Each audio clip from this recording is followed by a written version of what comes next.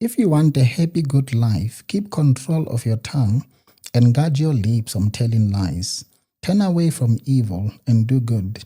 Try to live in peace, even if you must run after it to catch it and hold it. For the Lord is watching his children, listening to their prayers.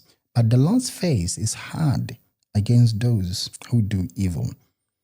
If you want to improve your life, become a better person, perhaps become a better spouse or a better parent or a better friend, you need to check the quality of your words, because lives can be built by words and lives can be broken by words. The same goes with friendships and relationships and fellowships. They can be built by words and they can be broken by words.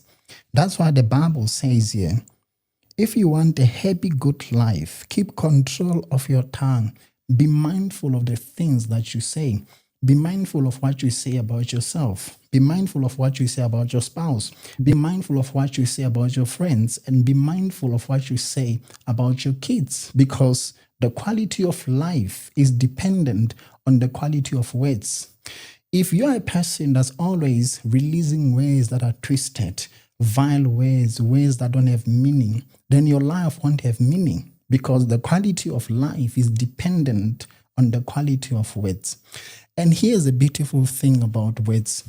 You know, with words, you are able to help other people to see clearly. You are able to even help yourself to see clearly. That's the power of words. Words are not just things written on paper. Words are not just sounds, are not just things that we use because we feel like using them.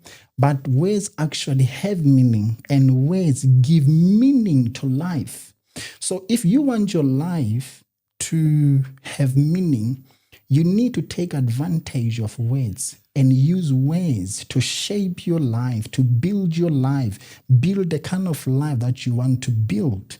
The Bible says that through faith we understand that the worlds were framed by the word of God. So the worlds, the aeons were framed through words, they were built through words, because words can build and words can break.